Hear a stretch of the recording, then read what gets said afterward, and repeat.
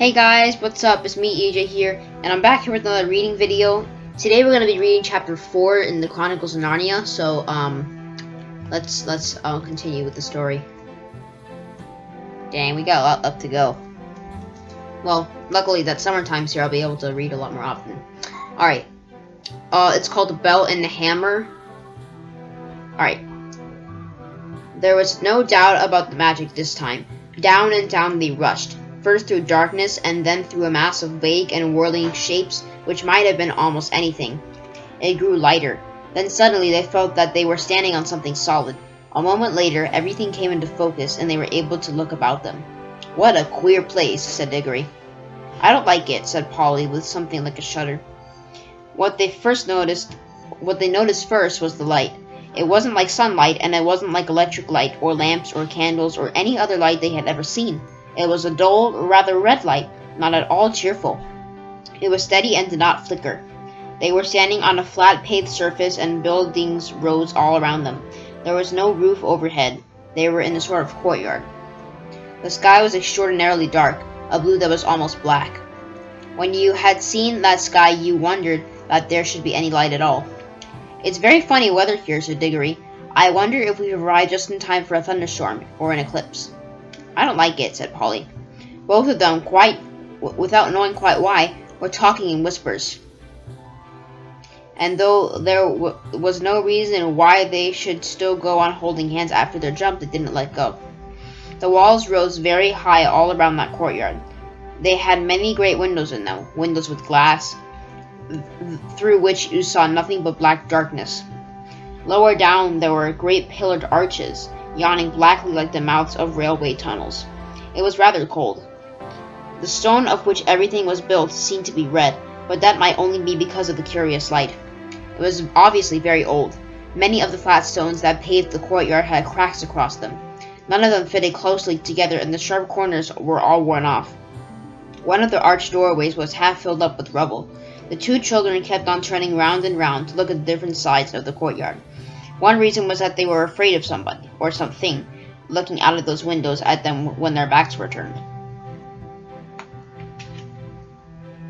"Do you think anyone lives here?" said Diggory at last, still in a whisper. "No," said Polly. "It's all in ruins. We haven't heard a sound since we came." "Let's stand and listen for a little bit," suggested Diggory.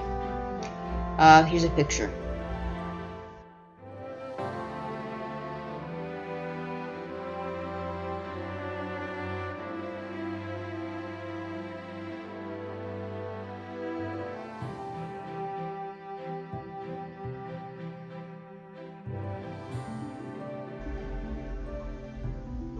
Okay, we're gonna move on. They stood still and listened, but all they could hear was the thump-thump of their own hearts. This place was at least as quiet as the wood between the worlds, but it was a different kind of quietness. The silence of the wood had been rich and warm. You could almost hear the trees growing, and full of life. This was a dead, cold, empty silence. You couldn't imagine anything growing in it. "Let's go home," said Polly. "Well, we haven't seen anything yet," said Diggory. "Now we're here. We must simply have a look around. I'm sure there's nothing at all interesting here. There's not much point in finding a magic ring that lets you into other worlds if you're afraid to look at them when you've got there." "Who's talking about being afraid?" said Polly, letting go of Diggory's hand. "I only thought you didn't seem very keen on exploring this place." "I'll go anywhere you go."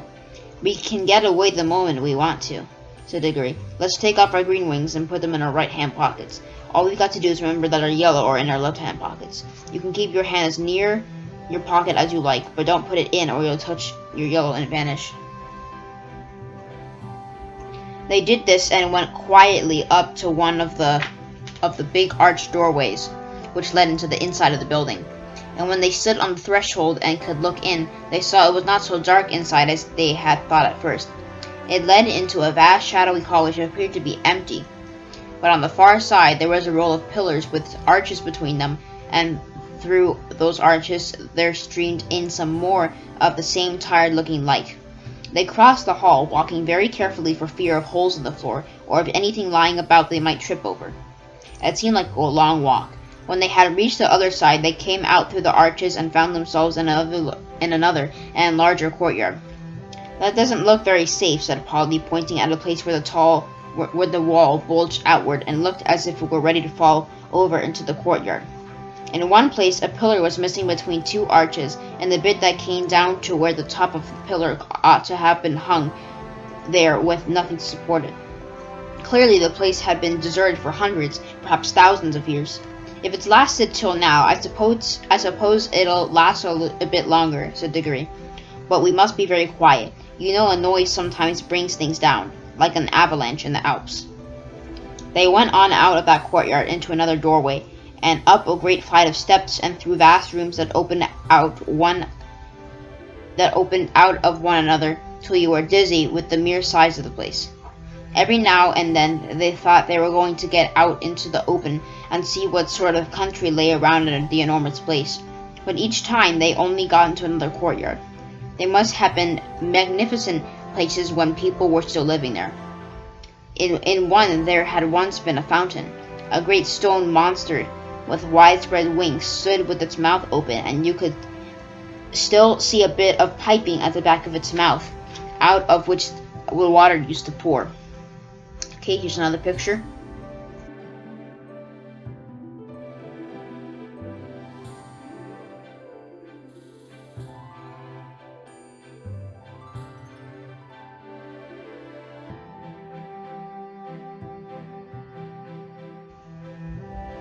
Okay, we're gonna move on. Under it was a wide stone basin to hold the water, but it was as dry as a bone. In other places there were the dry sticks of some sort of climbing plant which had wound itself round the pillars and helped to pull some of them down. But it had died long ago, and there were no ants or spiders or any of the other living things you expect to see in a ruin. And where the dry earth showed between the broken flagstones there was no grass or moss. It was all so dreary and all so much the same that even Diggory was thinking they had better put on their yellow rings and get back to the warm green living forest of the in-between place, where they came to two huge doors of some metal that might possibly be gold. One stood a little ajar, so of course they went to look in. Both started back and drew a long breath, for here at last was something worth seeing. For a second they thought the room was full of people, hundreds of people, all seated, all perfectly still. Polly and Diggory, as you may guess, stood perfectly still themselves for a good long time, looking in. But presently they decided that what they were looking at could not be real people. There was not a movement nor the sound of a breath among them all. They were like the most wonderful waxworks you ever saw. This time Polly took the lead. There was something in this room which interested her more than it interested Diggory. All the figures were wearing magnificent clothes. If you were interested in clothes at all, you could hardly help going in to see them closer, and the blaze of their colors made this room look not exactly cheerful, but at any rate rich and majestic after all the dust and emptiness of the others. It had more windows too, and was a good deal lighter. I can hardly describe the clothes. The figures were all robed and had crowns on their heads. Their robes were of crimson and silvery gray and deep purple and vivid green, and there were patterns and pictures of flowers and strange beasts and needlework all over them. Precious stones of astonishing size and brightness stared from their crowns and hung in chains round their necks and peeped out from all the places where anything was fastened. "Why haven't these clothes all rotted away long ago?" asked Polly. "Magic," whispered Diggory. Can't you feel it? I bet this whole room is just stiff with enchantments.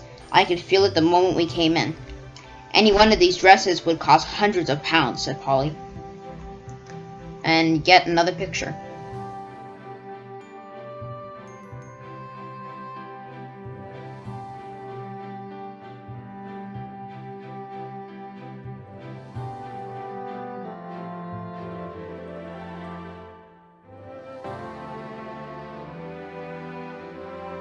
Okay, we'll move on. But Diggory was more interested in the faces, and indeed these were well worth looking at. The people sat in their stone chairs on each side of the room, and the floor was left free down in the middle. You could walk down and look at their faces in turn. "They were nice people, I think," said Diggory. Polly nodded. All the faces they could see were certainly nice. Both the men and women looked kind and wise, and they seemed to come of a handsome race. But after the children had gone a few steps down the room, they came to faces that looked a little different. These were very solemn faces. You felt you would have to mind your P's and Q's if you ever met living people who looked like that. When they had gone a little further, they found themselves among faces that they didn't like. This was about the middle of the room. The faces here looked very strong and proud and happy, but they looked cruel. A little further on, they looked crueler. Further on again, they were still cruel but no longer looked happy. They were even despairing faces, as if the people they belonged to had done dreadful things, and also suffered dreadful things. The last figure of all was the most interesting, a woman even more richly dressed than the others, very tall, but every figure in that room was taller than the people of our world, with a look of such fierceness and pride that it took your breath away. Yet she was beautiful, too. Years afterward, when he was an old man, Diggory said he had never in all his life known a woman so beautiful. It is only fair to add that Polly always said she couldn't see anything especially beautiful about her. This woman, as I said, was the last, but there were plenty of empty chairs beyond her, as if the room had been intended for a much larger collection of images. I do wish we knew the story that's behind all this, said Diggory. Let's go back and look at the table sort of thing in the middle of the room. The thing in the middle of the room was not exactly a table. It was a square pillar about 4 feet high, and on it there rose a little golden arch, from which there hung a little golden bell, and beside this there lay a little golden hammer to hit the bell with. I wonder, said Diggory. There seems to be something written here, said Polly, stooping down and looking at the side of the pillar. By gum, so there is, said Diggory. But of course we shan't be able to read it. Shan't we? I'm not so sure, said Polly. They both looked at it hard, and as you might have expected, the letters cut in the stone were strange. But now a great wonder happened, for as they looked through, the shape of the strange letters never altered. They found that they could understand them. If only Diggory had remembered what he himself had said a few minutes ago, that this was an enchanted room, he might have guessed that the enchantment was beginning to work. But he was too wild with curiosity to think about that. He was longing more and more to know what was written on the pillar, and very soon they both knew. What it said was something like this. At least this is the sense of it, though the poetry, when you read it there, was better. Make your choice, adventurous stranger. Strike the bell and bide the danger, or wonder till it drives you mad. What would have followed if you had? No fear, said Polly. We don't want any danger. But don't you see it's no good, said Diggory. We can't get out of it now. We shall always be wondering what else would have happened if we had struck the bell. I'm not going home to be driven mad by always thinking of that. No fear. Don't be so silly, said Polly. As if anyone would. What does it matter what would have happened? I expect anyone who's come as far as this is bound to go on wondering till it sends him dotty. That's the magic of it, you see. I can feel it beginning to work on me already. Well, I don't, said Polly crossly, and I don't believe you do either. You're just putting it on. That's all you know, said Diggory. It's because you're a girl. Girls never want to know anything but gossip and rot about people getting engaged. You looked exactly like your uncle when you said that, said Polly. Why can't you keep to the point, said Diggory. What we're talking about is how exactly like a man, said Polly in a very grown-up voice, but she added hastily in her real voice, and I don't say I'm just like a woman, or you'll be a beastly copycat. I should never dream of calling a kid like you a woman, said Diggory loftily. Oh, I'm a kid, am I? Said Polly, who was now in a real rage. Well, you needn't be bothered by having a kid with you any longer then. I'm off. I've had enough of this place. And I've had enough of you too, you beastly stuck-up, obstinate pig. None of that, said Diggory in a voice even nastier than he meant it to be, for he saw Polly's hand moving to her pocket to get hold of her yellow ring.